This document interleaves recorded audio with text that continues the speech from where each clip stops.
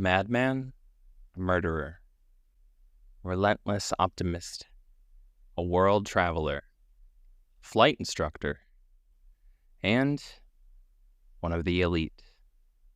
This week, we take one of the only deep dives into the fascinating, listener-suggested story of Ronald True. I didn't see you there. It all started early this morning. From hunting ghosts to Bigfoot, UFOs, cryptids, true crime, paranormal, and more. I've always wanted to see a UFO. Oh, I was researching for your entertainment. That's Bigfoot's guy. He basically wrote the book on modern culture. We aren't really comedians. What if Buddha did cocaine? The Addams Family on meth. This is the Black Cat Report. See you on the other side. Joey. Yeah. Sir, do we have a case for you today? This case, which, by the way, I totally just fucking skipped the intro. Hello, everybody, and welcome to episode 120. My name is Gil, and joining me today is the only man who ever man-manned with a man-man, Joey. Man, that's damn true. You're goddamn right. I'm here. True story. Maybe. I don't know. Are we here? I think so. I want to say we Okay. are. Well, We're here. a couple quick announcements here. Let me pull this up. We've got the next BCR bootleg movie night coming up on, I believe it's this Saturday, the 18th at 8:30 p.m. Eastern. It's going to be one of Joey's picks, TerrorVision, 1986. It looks Terrible.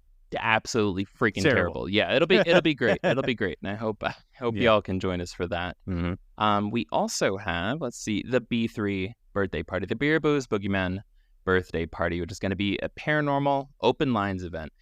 Any conspiracy theories, any alien encounters, any ghost stories, any possessed Furbies that you've managed to pick up along the way, all of that. Call in or submit your story ahead of time. Links will be in the show notes. We just want to open up the lines and kind of just have a mixtape episode of all the topics that we've covered over the past year. Yeah. Is there We also anything else have that we're missing here? Yeah. We have a There special. is. Remember the first episode of something that got postponed last week because of ice, baby, because of Vanilla Ice. He actually made us postpone this episode. So His goddamn real estate investments finally caught up to us. Did you know that he became a huge real estate tycoon? I did. I don't know why I haven't chosen to forget that in the back of my mind, but it's there. Anyways, yeah. So this Wednesday at 8 o'clock, I think, something like that. 8 o'clock, 8:30, 8 p.m. Eastern time. Around that time, we're going to be doing our first live stream of Midnight Mass. And no, it's not a cult thing, but yes, you should wear a cloak and bring some sort of highly decorative dagger and maybe a few things for the sacrifice. No, but we're just going to be hanging out. We did a poll a little while back on our Patreon and asked folks what would they like it to be. They gave us answers, and that'll be your surprise. Hint, hint. There might be recent news stories of weird things that have happened. There might be an AI Charles Manson answering your questions, and there might be a board game. So it's a hangout time. If you want to join You won't us. be bored. We'll have a lot of fun. You won't be bored. The only thing boring will be the game. Will be the game. Just kidding. I'm actually pretty stoked about the game. It looks really awesome. Super excited. Yes. Now, before we dive in, got to give a shout out, if you can call it that, to the main source for this week and next week's episode, which is The Making of the Modern Law Print Editions, Legal Trustees, 1800 to 1926, Trial of Ronald True. And dear Lord, if you think that's dry, you should read his trial scripts. He's actually memorized the name of the book. 1920s. He's just looking down because it's so long. He can't hold eye contact with the camera that long because the name of the book is so long. It's mostly out of shame for reading a early 1900s legal trustees book from England. No, but I will say, although it's damn near impossible to read because it's photocopied of the original, like, typed paperwork from the court, Okay. there's some wit, there's some humor, and beneath it all, if you take the time to, connect the dots for the letters so you can actually read it, just sitting there with a fine-tooth felt pen, trying to figure out what the fuck letter something is. If you actually take the time to do that, there's a fascinating fucking case behind it. That is the case that we're going to be covering today. Like I said up top, we're going to be doing one of the only deep dives into him.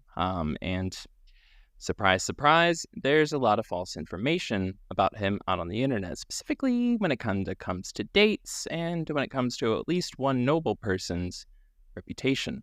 But to understand how this fucking insane cuckoo bananas madman manages to travel around the world multiple times and get into the hijinks he's going to get into later, we have to understand how everything started, right? June 17th, 1891, in Manchester, England, 16-year-old Annabel Angus gave birth to a seemingly healthy baby boy whom she would name Angus Ronald True, better known today as Ronald True. The boy's father, William Thomas Trew, was hardly in the picture enough to be considered present, so much so that many sources often falsely state Ronald's father was completely unknown, but that simply isn't true. Ronald Trew's mother had in fact not been married to Ronald's father, William, meaning he was born out of wedlock, and so, as was the tradition in most Christian communities at the time, Angus was all but shunned by the strict Presbyterian community to which she belonged. The scandal of such a sin soon sent the young mother packing, forced by the hands and shame of her own mother and stepfather, who made the 16-year-old Angus leave her newborn son with them as she was sent off to London to make her way in the world alone. Fortunately, this moment would go on to mark only the first of what would become so many heartaches centered around her beloved son. And so Ronald, left behind to the care of his grandparents, both innkeepers, would spend the first 8 years of his life living at the Seaford Arms Hotel in the town of Rhodes, located in northeast Scotland. In other words, he was a hotel kid, and I mean it with all offense when I say hotel kids are fucking weird. Yeah, I'm just gonna say who are they it. gonna I'm sorry tell? if that's Who are controversial. they gonna tell? Right? I mean, they're just there. They're just traveling around with their families. What's so weird about that? No. I mean, like, kids that live at hotels, like, where, like, the parents are keepers of the hotels. I don't know. Maybe I'm the only one. My family traveled a lot, like, did a lot of cross-country trips, and we stayed at a lot of hotels just in the middle of nowhere. And, when you're, like, 9, 10 years old and you see another kid your age, you get really stoked, especially being in the car all day. Every fucking time I'd see one of these kids, they'd be like, "Hey, man, hey, it's so nice to meet you. You want to do cocaine and play with guns?" And I'm like, "Not for another 5 years. Get away from me, scoundrel." I don't know. Give me a few years to get used to it. It's always kind of weird. It's like there's certain places that kids shouldn't be raised.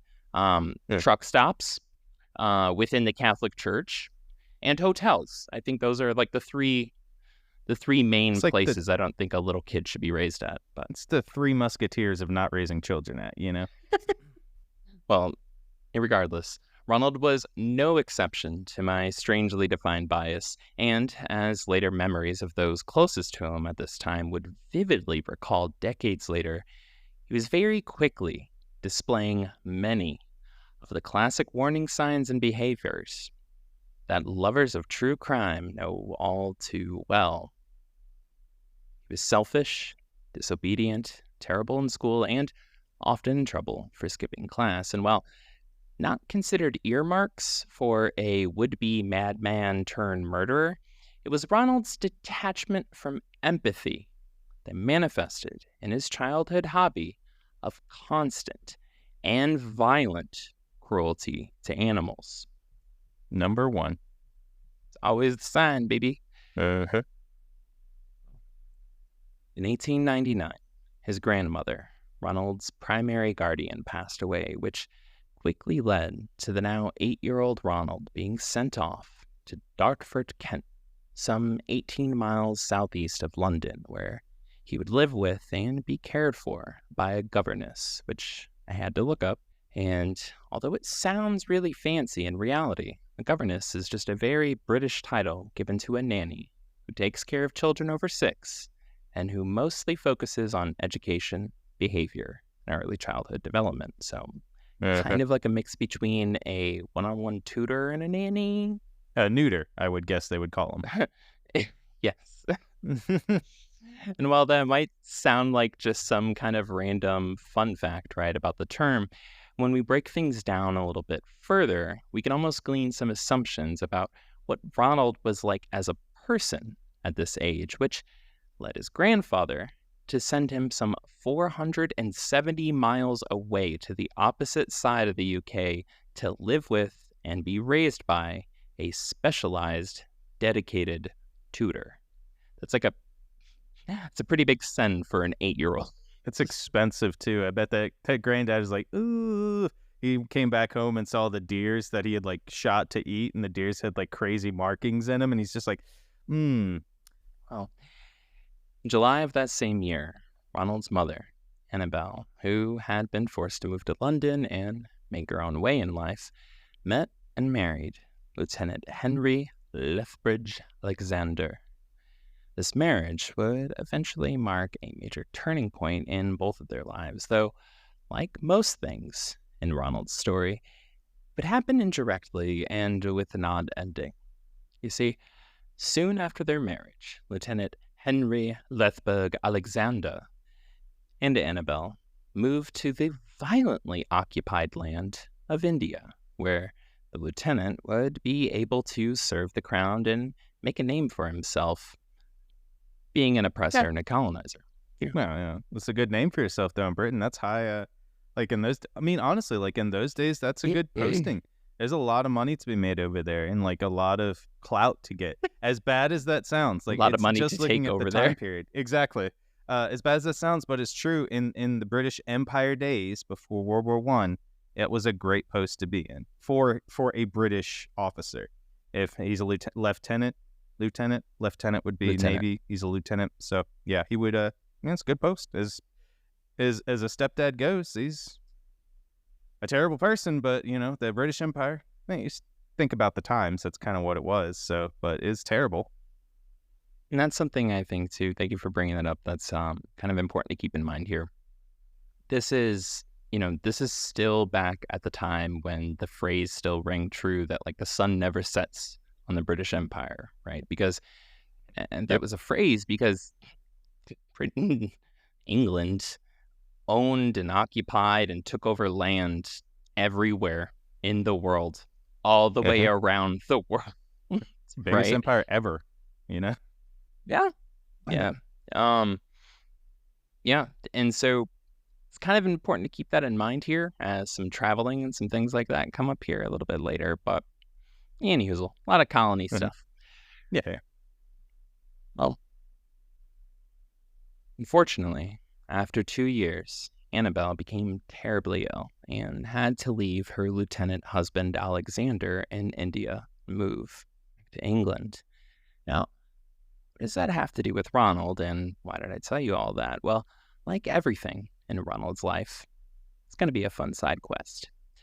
Almost immediately after returning to England, Annabelle began having an affair with another serviceman, Lieutenant Arthur Reginald French, son of Arthur French, the 4th Baron de Frayne, meaning her secret side piece was next in line to the title. He was British nobility and someday would be a goddamn baron.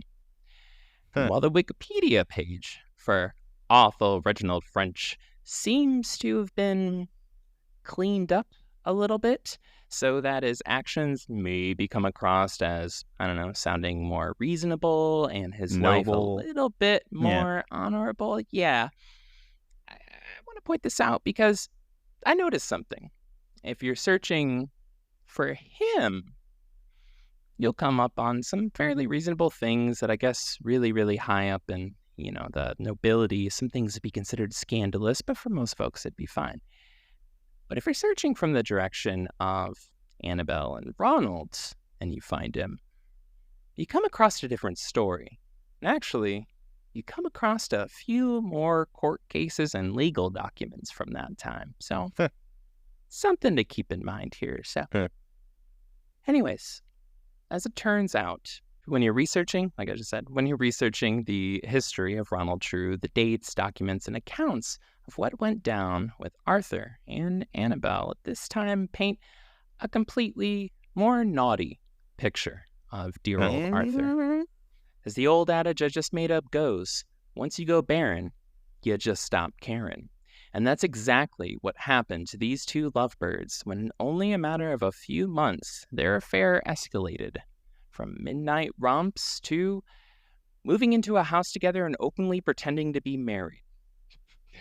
Wow. And I'm going to also add to your adage that you just said, once you go barren, you start affairing. That is the next one. Also, she stopped caring. If you're going to be a Farron, do it with a Baron. Yeah, if you're going to be a Farron. Yeah, exactly. She wasn't sharing either, so I feel like they just... Dang, I'm surprised that they actually gave that guy nobility, especially since his last name French. And we all know how much British hate the French, like even today. In all fairness, it was like, I think it was over Scotland. I'm going to say it was over Scotland. So it was kind of like a, for the English, they were kind of like, Yeah, I mean, English kind of hated everybody at that time, so it's fine. Yeah, which is weird because they wanted to be everyone's neighbor. Hence the colonization. I guess the only way colonization works is if you hate the other people. Yep. So yeah, the word blatant comes to mind when reading about their affair, which is why in less than a year, 1902, it's not surprising at all that Lieutenant Husband Alexander, who Annabelle was still married to, well, his family found out. And they started freaking out. And the two were caught, right? Air quotes. Big old air quotes on caught. They straight up got a house together. Were walking around downtown, holding each other and like doing over each other and like had wedding ring and like, that's weird. They were straight up acting like they were married and telling everybody they were openly in the public. I don't know if that this is you're in the gonna say same this. town as her real husband's family. But does the other guy know? The Duke, the Baron know that she's also married? Okay, I just want to make sure. Okay. Yeah. Oh yeah. Yeah. Surprisingly, this news quickly pissed off and embarrassed Daddy Baron Dufresne and led him to completely cutting Arthur off of financially. But to them, none of that really mattered. See, it was true love, and for Arthur and Annabelle, they couldn't give a fuck less. And they were officially married on November 18th of that same year. Oh, so the other people had to divorce first? The lieutenant and her had to divorce first, I would imagine, yeah. Oh, yeah, no. Lieutenant Husband Alexander, yeah, I mean, he was still back in India, and he's like, what the fuck? And so, like, like anybody would be like, dude. He's like, it's a good thing I've been raping and killing all these Indian people over here. It's because, that's what I was doing. And they didn't find about that. It's pretty much. I'm going to need at least 8 more concubines. Yeah, exactly. To get through this awful pain How I'm will I feeling ever now. get through this? Yeah. Yeah. And I don't want to paint these dudes as like being saints or anything like that either. It's just, bro, like that's so open by any day's standards. You don't do that. No. Like, And, when we talk about, kind of like marriage and love in this, the podcast and this kind of stuff, like there's, in a marriage, there's like people can agree to what they want in their marriage. But I'm pretty sure this lieutenant was not like, hey, I'm good with you going poly, okay? Like, you can go poly all you want. You know, like he was not okay with that. He was like, "This Yeah. is we're monogamous marriage," and she was like, "You know what? I'm not feeling that. I would rather go barren. You know, barren it all. That's what she was doing. Or maybe what he was doing.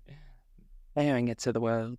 No, but the timelines, like I did my best to kind of dig up dates and to create a cohesive, actual chronological timeline. To be honest about my best assumptions with the way these dates and stuff work, it kind of sounds like they started hooking up when she was coming back from India as being sick. Like, that's how quick it was. It was like immediately they were already moved in together. And I was like, this relationship didn't start yesterday. Yeah, And it's been a before trek that. getting back from India. Like, Yeah, maybe it had to have started before she came back. You know, maybe. And then, maybe there's a whole or conspiracy. before she went to India. They went to India. You know, Yeah. it's conspiracy.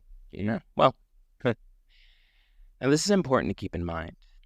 Even after his sugar daddy baron cut off his allowance, Arthur was still both a lieutenant and a baby baron, meaning that Arthur was still filthy rich, and now so too was his new family, Annabelle and Ronald.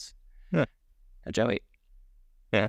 I, for one, have had the honor of falling in love and becoming a stepdad to my partner's cats before. So I kind of feel like I can understand what must have been, going on in Arthur's mind when he was finally introduced to his new 12-year-old stepson, Ronald. And while we don't have a written account of their first meeting, we can assume, based on the dates between when Arthur and Annabelle got married in mid-November, when they got back from their honeymoon in December, and what happens to Ronald in January. I kind of feel like there was a gut reaction that went on there. Bring all this up because within a month of getting back from their honeymoon, January of 1903, Ronald True was enrolled in and shipped off to the Bedford Grammar School. Now, this place is an incredibly exclusive, independent boys' school reserved only for the children of the most elite. So the dad did react by kind of being like, "Oh, Jesus Christ, get the fuck out of here," right? To the kid, but he kind of sent him to the best place possible to set him up in life. I mean, like, this kid's coming from being a hotel kid, right, to he's going to be in a baron's family. So, like, you got to get some Not step too ups bad. here going on. You know what I'm saying? He's got like a governess. Like this kid, like he goes from hotel kid to governess. Then he goes to a charter school, like a boarding school, really freaking nice boarding school, the creme de la creme of boarding schools. It's like he's kind of just getting these steps up. He's getting this, as they say, golden elevator to success. The best and one. Yes. I'm excited to see where he goes with this. Yeah, and this whole time, torturing little animals, being a little hellion in a non-good way. I think that's the best way to put it. Kind of like an asshole about that. He's not skipping school to have fun. He's skipping school because, and then just not doing anything. Like, it's like really lame. I don't know how else to put it. It's just kind of like like, I'm just going to skip school. I'm not going to sleep in, and I'm not going to read or do anything. I'm not going to go outside. I'm not going to go on walks. I'm just going to not go. But at the same time, the thing is, he wasn't coming across to anybody as like melancholy, like an early word for like being depressed or anything like that. It wasn't like that. None of the reports said anything like he was suffering from chronic depression. No. It wasn't like he was trying to get somebody to be like, "Hey, talk to me, help me." He was more just like, I'm going to murder everyone one day, like I hate everybody. Or, I'm just, I don't know. Just weird. Listless, I think, is a good word for it. That was but at the same time, fucking egotistical. Well, here's the deal.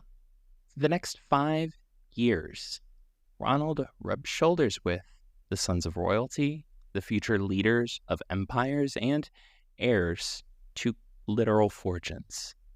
A quick glance at the list of the school's alumni, affectionately referred to as Old Bedforians, includes 40 major generals, 20 admirals, 6 of which became direct military secretaries for various kings, 10 lieutenants, 29 members of parliament, and 89 people who have been personally knighted by either the king or queen. That's not even counting the scores of scientists, artists, actors, writers, musicians, athletes, industry tycoons. The list goes on and on and on. I hope you get the picture here. This is the most possible clout you could ever ask for in terms of like attending a place. This is, Stanford, Harvard, Yale, all of them, MIT, like all of them wrapped up into one. And that's what you get to say you went to. Yeah. By the time that you would normally be graduating high school. That's how he's getting prepared for the world. This is like that PayPal house that housed like 30 or 40 of the greatest, not the greatest, but the biggest CEOs and the richest people in the world right now. It's like all those people that were part of PayPal, and like those 20 or 30 people started 30 different tech companies. Now Elon Musk was one of them. There's a few other ones that started the big techs. Dude, I'll throw the link in the show notes under references. This is seriously just like scrolling through the list is enough to make your eyes roll back. Like it's just like it's buried, but eventually you'll get to it where it's like these are the Bedforians. It's like Jesus Christ. Well, just being an alumni of the school meant that no matter how bad your grades were or what you've done with your life after attending, by just merely having Bedford listed on your credentials, you were guaranteed a lifetime of privilege, prestige, status, and above all else, unlimited access to incredible opportunities, which becomes important. And it's a good thing to kind of understand when you're looking into the story of Ronald True, because by the time he left Bedford at 17, all he managed to take with him was an unbreakable belief that he's absolutely incredible. A major superiority complex that, honestly, could probably make God blush, and a sense of entitlement to be rivaled only by the undeniable proof that it is possible to be incredibly talented at not being talented. And so, with the world in his hands, zero motivation, and 5 years worth of citations, warnings, and a never-ending stream of bad reports from his school, he returned home. And, quoting from the book, in the circumstances, it is not surprising that his family made no attempt to put him into a profession, but took the conventional way of disposing of a stupid and difficult youth. They shipped him out to the colonies. End quote. Smart. Yep, that's where you go. So, again, picturing his classmates and everybody he was around and just all of that. The first thing that happens when he gets out of high school is his stepdad shipped him straight to New Zealand to work on a farm. That's the worst place you can ever go. His mom, who was like his biggest cheerleader, even agreed. Yeah. She's like, this kid fucking sucks. For that one, somebody with that much prestige and being, I mean, he's not technically the son of the Baron, but he's the stepson of the Baron. A biological son. He's not the biological son. He is the stepson of the Baron. So that's reserved for like 6th, 7th son. Like after the 6th, you get to after 3, you're kind of just like, oh, just send him to like the mines of Moria or something. Send them somewhere where they're not even going to be around. They'll get experience doing whatever. And so he was the first son in the family, and at this time, and they're like, we got to make another one. We got to do something. He can't be the only one. He just can't. He's got to go somewhere. Let's hide him in New Zealand. That was already it. the criminal place. They sent criminals. It's like New Zealand is another place. They were just like, well, Australia sent. I would love to go to New Zealand, honestly. And I know a person from New Zealand, and they're amazing people. That person's an amazing people. I'm sure everybody there is. But Australia sent their criminals to New Zealand. It was like that's where this guy is going, like the idea of where this guy is going. He's not going to Australia where the criminals were sent. He was going where the criminals of the criminals were sent. Yeah, it was the Alcatraz of England, basically. Exactly, yeah. Yeah. As much as I love New Zealand, but like that's, just what Britain did. So, yeah. No offense. At the time, you were kind of the world's Texas. Oh, you want to guess what happens next? He starts growing pot? No, not yet. Oh, okay. He only lasted less than a year before the farm shipped him back with all but a do not return stamp attached to his head. He drove everybody fucking insane, was lazy as hell, was considered just impossible to work with, weird as fuck, and the same word which pops up over and over and over again in everyone's testimony, incredibly eccentric, which we'll learn a little bit more about later. Upon his return, he was immediately sent off to work yet again on another farm. This time, it was one in Yorkshire, and in less than a month, he was sent back home again. The exact same complaints, but right after that, right after he got back home, he was sent to Argentina, where he did God knows what before being sent back to England. Next was Canada, where the now 21-year-old Ronald True served for, quote, a very limited time in the Northwest Mounted Police before he, quote, drifted to Mexico. Well, records of what he did after that seem to have kind of been lost to time. It feels safe to assume that he was keeping himself busy finding new and exciting ways to drive people absolutely fucking insane while getting fired. Now, this whole trip, all these little locations and these spots that he's stopping at, were constantly being sponsored by his mother's desperate need to see him find anything he could be good at, along with a small allowance of what today would equal $53,500 a year, but that's irrelevant. Ronald's mediocre misadventures continued until he somehow managed to end up on the complete opposite side of the world and the middle of Shanghai, China. No clue how the fuck he got there.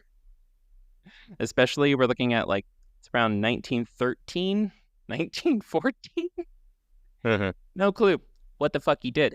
But there is something special that happens. You see, it was there in Shanghai that Ronald True found his first real passion in life. His first real Ronald True love.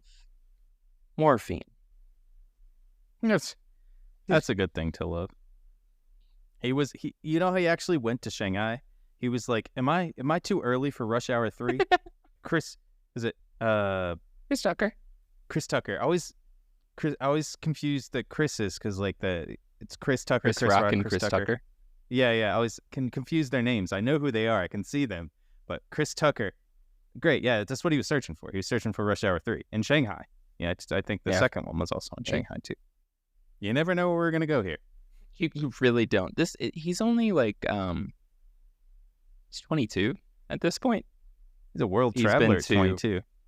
He's been to New Zealand, Canada. I had to cross through the U.S., Mexico, potentially, in Argentina. Some accounts also say Bolivia, India, China, and any countries he had to get through to get to China, right? Which, knowing this dude, he probably tried to walk across to Antarctica.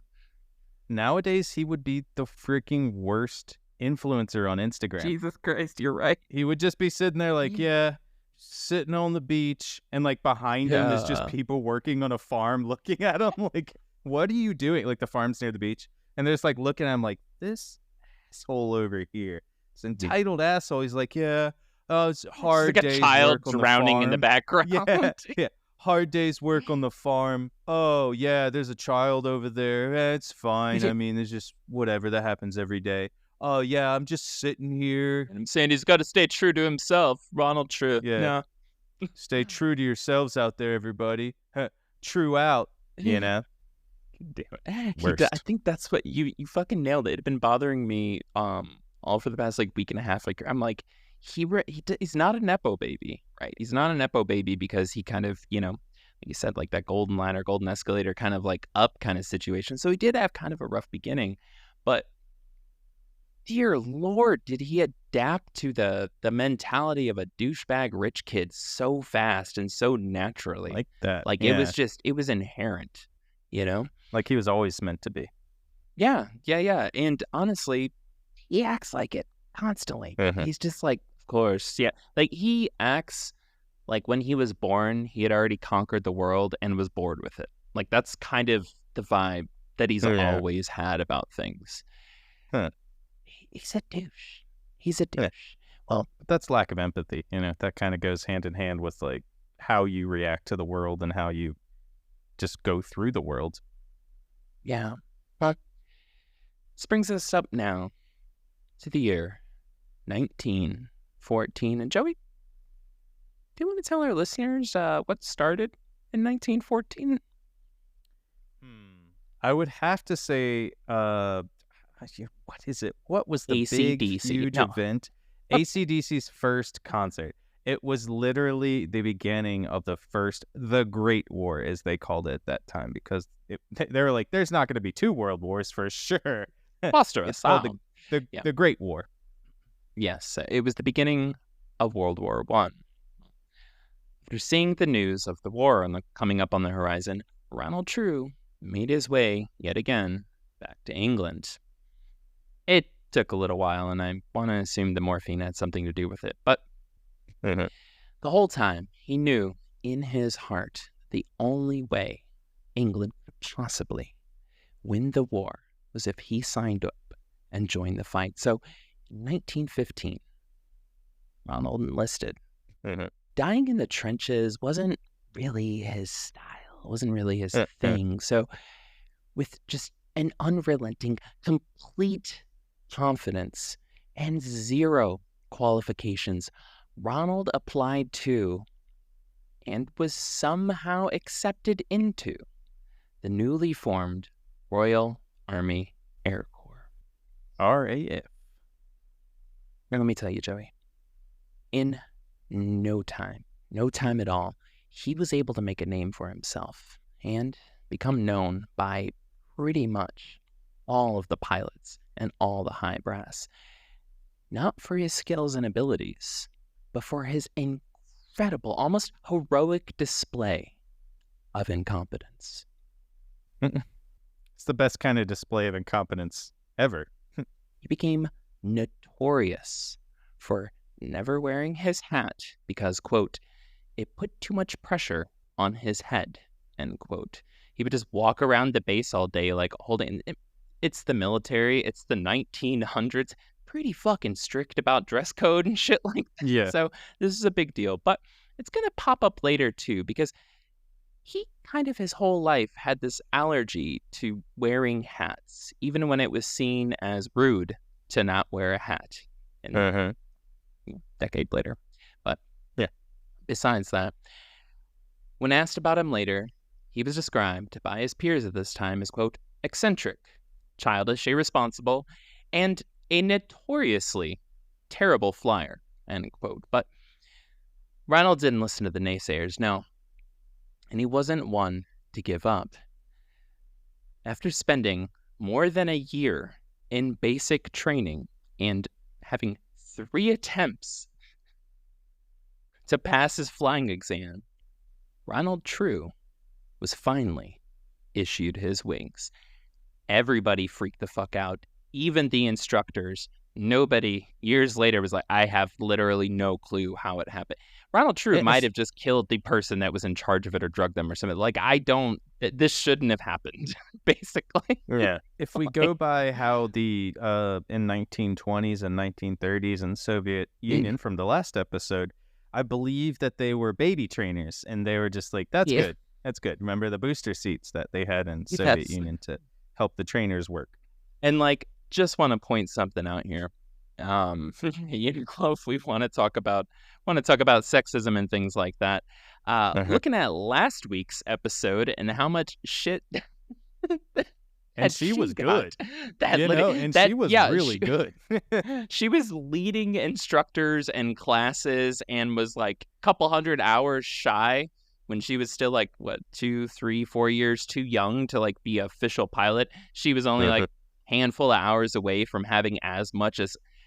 And they were like, I don't know. What if you get your period while you're flying? Like they got all weird with her and shit.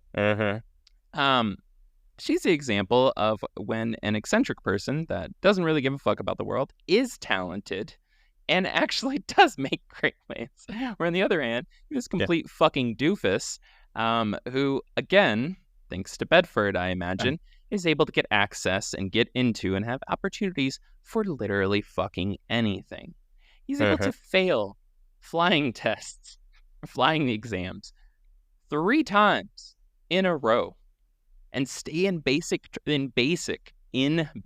training for a year during World War I. Do you know how quick they cycled through folks back then? If I can say something that is also a pun, he failed up. He failed upwards. It's true. It's Ronald True. Yeah. Punning it up today. Punning it up. Well, so, like I said, after 3 attempts, he finally fucking passed.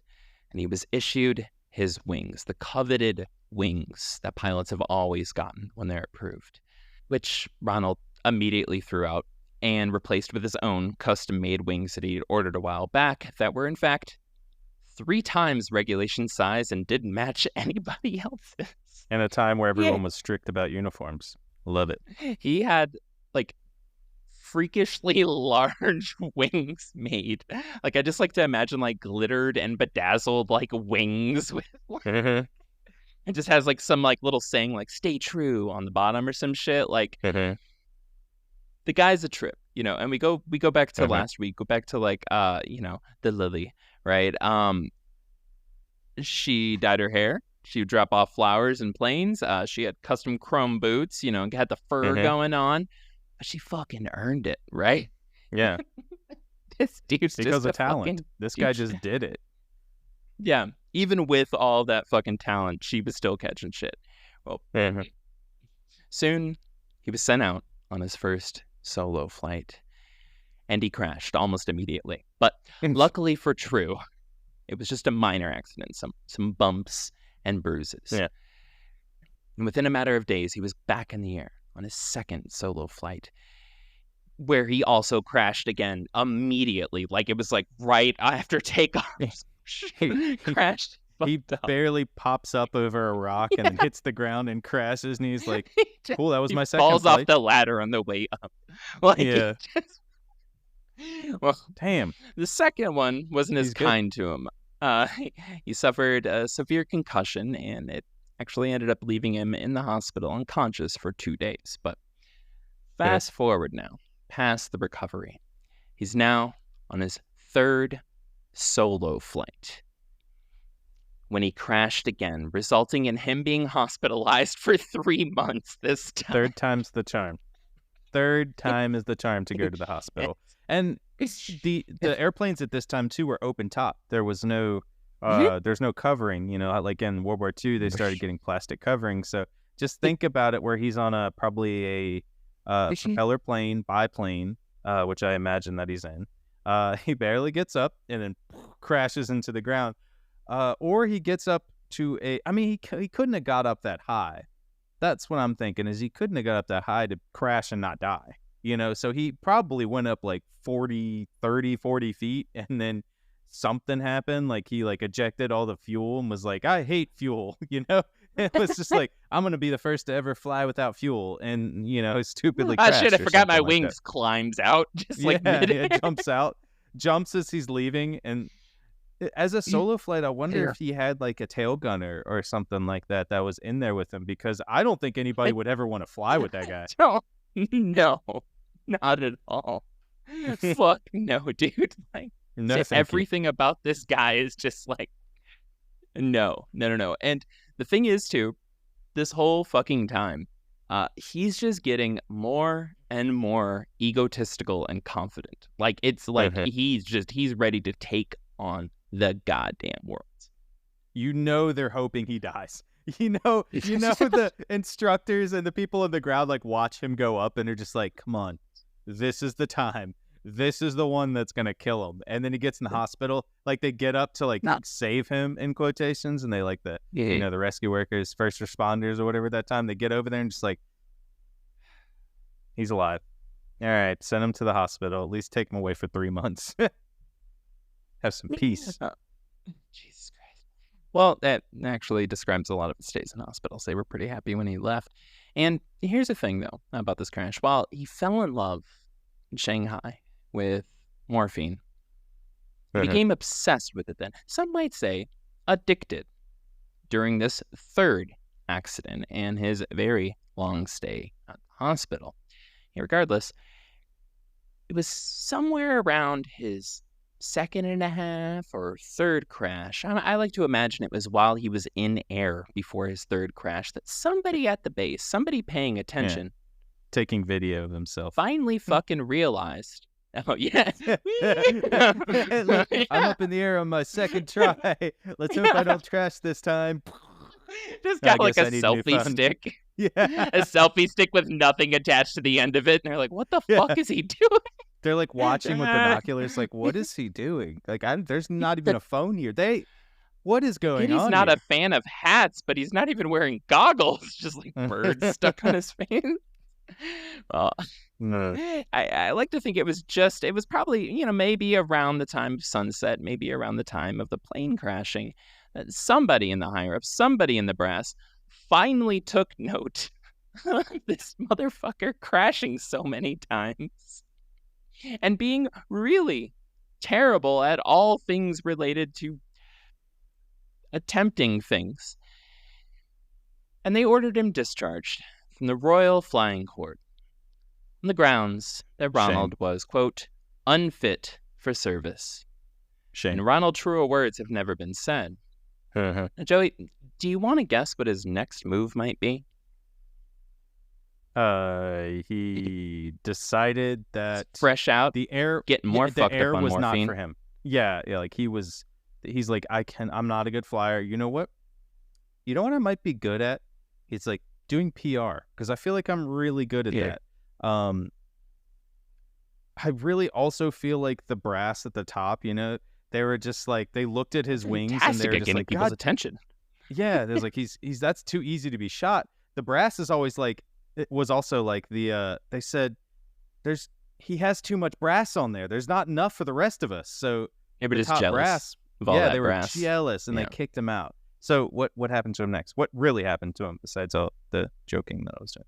He found his second Ronald True love, because within a matter of just a few months after getting discharged, and probably after a few morphine binges, he got hired at the Yeovil Government Control Works as a test pilot.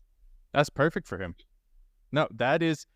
Where he may or may have not, although it's slightly unconfirmed / a lot of people say that it happened, had another crash absolutely fucking immediately. That is the perfect spot for him, because so he's testing these new planes, right? They're like, look, we don't care about this guy. He dies, it's all good. No problem. This plane is gone. I don't care. But they also have their other test pilots.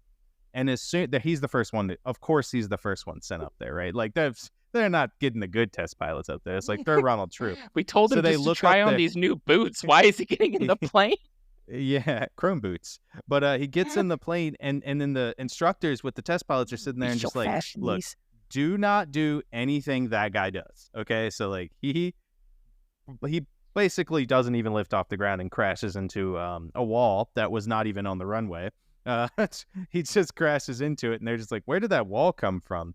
I don't know. He built it. He was trying to stop himself. He built it. But that's the perfect job for him, because they don't give a fuck about this dude. They're just like, if he dies, he dies. Test pilot, no big deal. You would think that. But in fact, no one checked anything. It was all within the UK, and he just kind of, walked in, said, "I'm Ronald True." And they were like, "Are you qualified?" And he's like, "Have you ever seen those ducks?" And they were like, "What ducks?" And he's like, "Do I have to wear hats here? They constrict my head too much." And they're like, "I think he knows how to, look at his wings." And he's just like, They're bigger. Yeah. They're all kind of fucked up and pent up and shit. They're just actually duck wings. He just like killed ducks and made duck wings on his wings for himself. And it's like, I think he's okay. He's pretty crazy, so let's just let him go. He's a test pilot. We need that. Wouldn't want another man to be a test pilot. Mm-hmm. Exactly. Yeah, like I said, surprise, surprise, he was fired almost fucking immediately. Soon after that, he realized he needed to soar higher. He needed to go new places. More people needed to know about him or something or help, or I'm not exactly sure why he went to America. I think that he came back to the house and his mom was just like, "Get the fuck out." And he's like, "Alrighty then." And then just like took off. But as over to the United States, that is where we're going to pick back up next week. Ronald True Part 2. Still working on the phrasing for that one. Damn. Ronald 2, Part True. Yeah. Well, there it is. Next week, the full descent into madness goes, and the world travel is going to continue, and the crashes will definitely keep fucking continuing. This really is, I really love what you said, this really is a expose, right? A biopic of influencers before their time. It's kind of like he was the only one reading his social media, and his social media was being hallucinated on the wall around him. It's kind of the vibe that I get. But he was creating a bunch of robots to post on his own social media stuff he was telling himself. To be like, "Oh yeah, did you see what this person said?" Pretty much what he was doing. This dude, in this case, everything about him is fucking nuts. I know there's a lot of backstory that I kind of went through here on this first one, but it prepares us for how things are going to be going a little bit later. And things are about to speed up really fucking fast. But to be honest, after listening to the 2 podcasts that have talked about him, they completely skip over how the fuck he was able to travel around the world. How the fuck he was able to afford any of this, and how the fuck he was able to get into all of these high-level places, get accepted into stuff, fuck up so many times royally, and still just constantly have a fucking past. They kind of just skip past that, say, "This guy's nuts, he crashed a few times, then he murdered." It's like, no, this dude's life, he's a perfect mixture between 2 of our beginning of the year episodes, right? Faking your own death, because he kind of does that.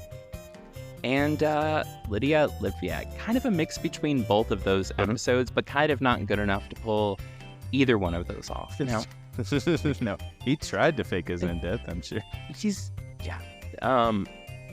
Thank you guys so much for listening. We really appreciate it. We got a lot of true crime, the next true crime tale coming up for part 2 next week, and we're excited. Ronald True, True Crime Part 2, coming up on Wednesday. We have Midnight Mass at 8 p.m., which is going to be a lot of fun. Something else coming up this week, Gil? I don't think we have anything else besides the next episode. I think tomorrow's the only day we're not doing something this week. Yes. Oh. Yeah. We'll be doing shit. Find us at the places or hit us up. Yeah. Patreon.com/BlackCatReport. Yeah. You'll get free shit there. Yeah. We want to say thank you to all our patrons. Shout out and thank you to Gavin, Miller's Monsters, Dragon Paw, Rochelle, Morgan, Dwayne, Max, Jaden, Nian, of course. Thank you so much for this episode suggestion. Lucas, and a name I'm not sure if I'm gonna pronounce right. Av? Is it like Gav? Please let us know in the comments or on Patreon, how do you pronounce your name? Because we always want to pronounce correctly. Message it phonetically. Because we suck at pronouncing people's names. You can't tell by our podcast when we're just like, Andy? On some of these people's names, we're just like, we don't know. So please, phonetically, spell out your name for us so that we can get it right on the next episode. Because we love you all. Love you all. And we'll see you next week. Bye. Bye. I gotta put out a mini side quest here, too. One more second. trying to look for it earlier in my notes. This is going to be cut out of the main show. Now, things happen with the old Baron, with the baby Baron, right? First off, he completely ditched Annabelle when they went on their honeymoon up to Scotland and was just kind of ghosting her for the entire month that they were supposed to be there. That was a little bit weird, right? Well, Weird. when they got back, and soon after, Ronald was sent off to the very prestigious Bedford Grammar School, right? Within a year, French had to resign from being a British officer because of openly committing adultery against another, or, basically against another British officer. Yeah. Like, while that officer was on active duty in another country. Very scandalous, right? Oh, yeah. And this dude's supposed to be nobility. That was the situation that kind of put his dad over the top and was like, you're fucking cut, bro. Like, you're out of this. Yeah. Where if you go back and you actually look at French's Wikipedia page and the articles about him, it says that the embarrassment was caused by getting married to the ex-wife of... It's not what the fuck happened. Nobody cared about that, but they tried to kind of... well, I mean, you can they were in love. It's like, no, they were blatant. It was really bad. And this dude was a fucking douchebag. Something funny that happened here. Like I said, 2 years. Yeah, it was 2 years after Ronald got sent off to this elite private school that French resigned as a British officer because he couldn't live up to the standards, was pretty much fucking embarrassed, and, life probably sucked there. Pretty soon, though, after, he dipped out, leaving Annabelle behind in England. He hopped on a sailboat, or on a steamship, actually, and arrived in New York by mid-January 1905. And it was there that he walked into a hotel with all of his, baby Baron luggage and all this exquisite fanfare and all this shit like that. Checked into a hotel, and then essentially faked his own disappearance. Smart. He was.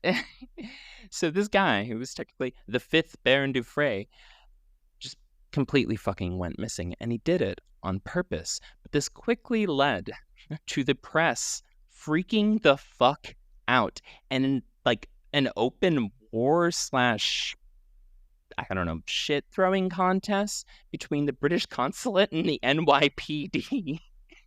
Like, this was like a huge political, turmoil where they were like, how the fuck did you lose the Baron? And they were like, we don't know. That doesn't make any fucking sense. Yeah, we have no idea. This whole fucking time, he had snuck off and it was about 50, 60 miles away from downtown New York. Enlisted in the U.S. Army. And nobody fucking found out until mid-February. So this was over a month. He was missing. Half that time, he was actively enlisted in the U.S. military. That's crazy. Here's something important, though. Because he was in the Royal Army or whatever, and because he went missing, his pension as a British officer went straight to Annabelle. He started getting his pension as an officer while he was, I don't know, playing like rebel legionnaire by just joining random fucking militaries in other places. So this completely set up Annabelle. And this was also during the time that was in school, right? She had shit tons of money.